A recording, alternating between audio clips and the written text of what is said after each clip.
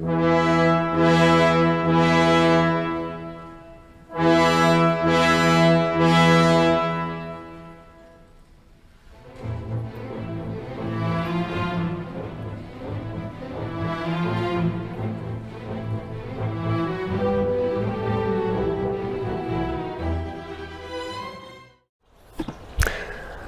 right, you Rhylian Raven fans out there, it's Unchained.Skid with you, and as you can tell, things are warming up. We're in March now, and winter's almost over, and in fact, a whole bunch of stuff is about to change, and I'll do a little video about that, explaining that.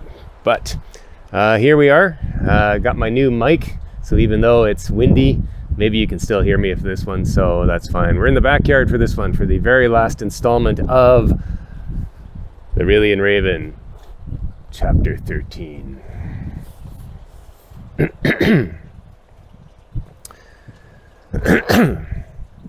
That certainly explains a great deal, Sorrows remarked. Imagine our surprise, Marla said. When we emerged from the castle, we found ourselves here in the Silver Mountains with that sprawling town down there. It took us some time to figure out what had happened. All the while, we were scared senseless another demon would show up. We decided to put the Raven into a dimension safe. We thought it might obscure the Raven and also keep it secure. Of course, we didn't know what had become of you. 130 years is a long time, but we thought we should err on the side of caution. But tell me, if you could track the Raven, as you clearly can, why didn't you come find us then? As you said, Marla, 130 years had passed. I had put the entire incident far behind me. When the Raven came into my awareness again, I was otherwise engaged and completely unprepared. By the time I had a plan together, it had disappeared again, into your dimension safe, as it were. As for any kind of tracking demon or otherwise, anything you or Jadine had worn or touched was long gone. Funny how things work out, Marla said. The worst part was after all of that, the Raven was affected by Janxrathra's extraordinary spell. It was no longer functional. Here. I'm tired of this entire affair. She pulled the Raven from one of her pockets and tossed it at Sorrows. Rohan deftly interposed and caught it in a gloved hand, then moved back. He very much wanted the wizard's hands to remain free. Good thing, too, as the two wizards were facing off against each other, with hands raised. Don't try it, Marla. I can reduce you to ash where you stand. Marla slowly lowered her hands. Oh, have done with it then. I really am tired. All the running. And all the killing, Rohan added. You let it speak? Tut-tut, Marla, such bigotry, most unbecoming. Give me a break. You used to consume warriors like that for fun. At least I didn't get my head cut off by one. You're such an asshole, Sorrows. Do you know how long it took me to regain even a portion of my strength after what happened? 5 years. 5 long years where I consumed the souls of anyone who would wander by, trading off ever-diminishing parts of my own. I don't have racks of bodies on ice with precast spells to whisk me into one if I die. No. I had a fairy who owed me a favor. If I ever died, she was to gather my body and cast a reincarnation spell on me. Well, she did, but she didn't do a very good job. And here I am with this appalling scar around my neck, and not half the power I used to have. You're doing better than Jadine. You killed him when you ripped out part of his mind. I just finished the job. Well, he had it coming, and so do you. You're still an asshole. The two glared at each other. Breaking the silence, Rohan asked, Why did you come back? Why did you come looking for the Raven? Marla looked at Sorrows, who just shrugged. She answered, Power, obviously. It was possible I'd killed Sorrows for good back at the inn. I went to where these warriors said they had got their commission from Sorrows. I thought the agent at the Cave Town Mage Guild might have an idea where to look, even though the trail was 5 years old.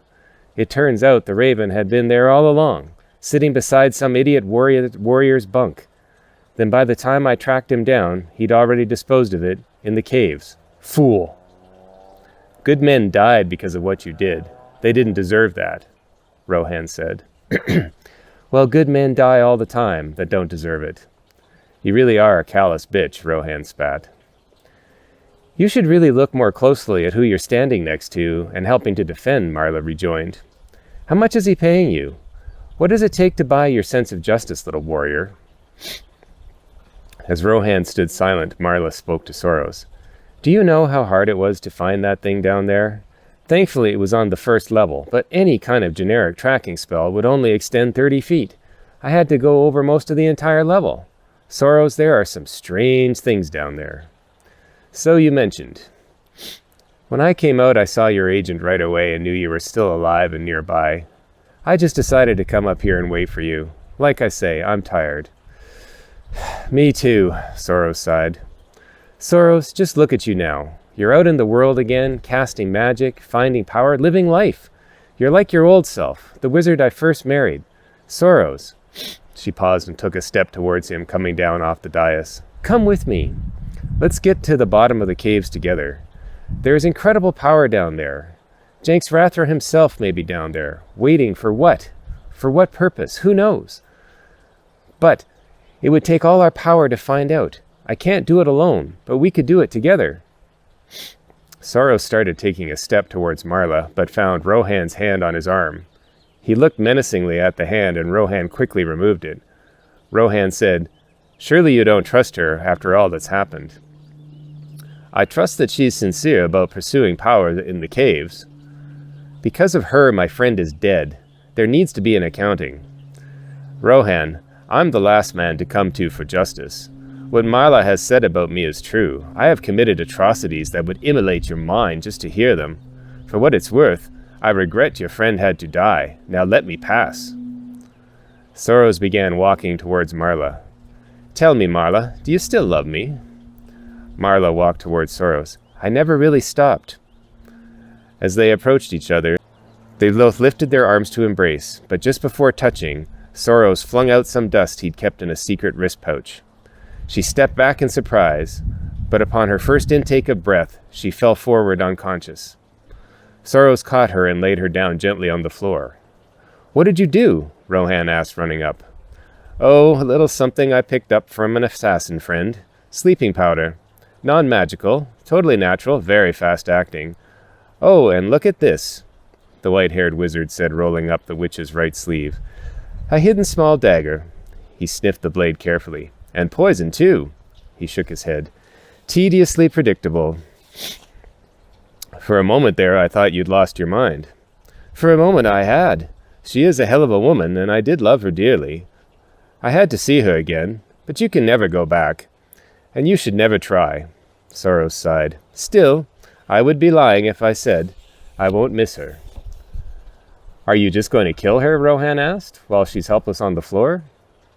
I thought you wanted some justice for your friend. I thought you considered her a callous bitch, without which the world would presumably be better. Rohan stammered. It doesn't seem right to kill her in cold blood. If you manage to live a bit longer, you might discover that things like justice and fairness aren't as simple as they seem, perhaps not even desirable. In any event, I'm not going to kill her. I can't. Well, you're not going to leave her here to wake up and come after us, are you? After me especially. Curses no, do you think me an idiot? There's fondness and sentimentality, and then there's pure stupidity. Now, I have a special spell for Marla. Give me a little room, please. Soros took some things out of his pocket and made a small inscription on the floor. Then he took one of his hairs and asked Rohan for one of his. He made a symbol in the air with his hands, then grabbed Rohan by one hand while holding Marla with the other. The end was a mind-twisting series of spoken syllables that, when finished, left Rohan slightly faint. What did you do? Just another little something I learned a long time ago. It's a spell that makes it impossible for the person on which you cast it to cause you harm. I must be getting soft in my old age because I included you in the effect. She can't come after you now either. Thanks. You're welcome. Soros bunched up his cloak and put it under her head, then made sure her own cloak covered her. She'll wake up in a couple of hours and know exactly what I've done. The spell won't last forever, but long enough that I think she'll leave us be. If she was really serious about exploring the caves, then that's what she'll do. I'm quite sure there will be no end of volunteers to help her out. He smiled as he brushed a lock of hair away from her face. Standing up, Soros said, "Now I believe you have something of mine." "Oh yes." Rohan took out the raven from the pouch he'd secured it in and handed it to Soros. Soros examined it in the wan light. "What are you going to do with it, since it doesn't work?" Rohan asked. "I'm going to fix it," Soros replied. "Sounds like a very interesting project for a doddering old wizard to do." "Won't others come looking for it if they know you have it? If you can get it working again?" "Maybe, but that's the life of a wizard, my boy. Now before I forget, I wanted to thank you for your help. I want you to take this." Soros reached into his pockets and extracted a sizable sapphire. He placed it in Rohan's palm. "That should help pay the bills for a while." "Thank you," said Rohan, as he weighed the stone appreciatively in his hand. Rohan looked at Marla sleeping soundly and then asked, "Just out of curiosity, have you ever been down in the caves?" "No, I haven't. Why?" "Marla asked you to join her to find the answers to the caves, to get more power, I guess. You aren't interested, even without her?"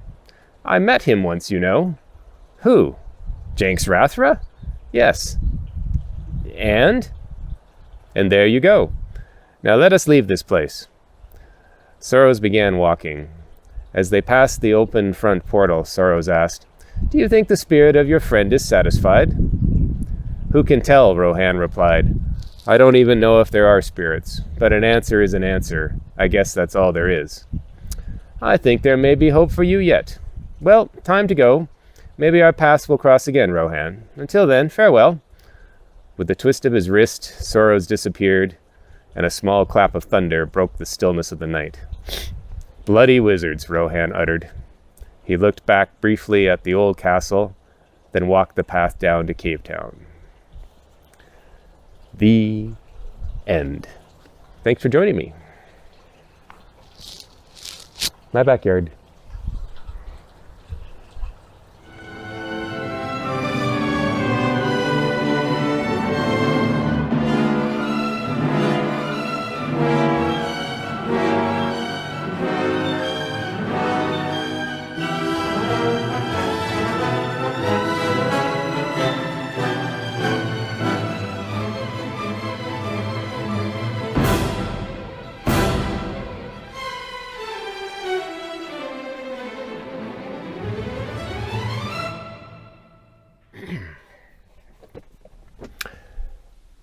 Rhylian Raven, Epilogue.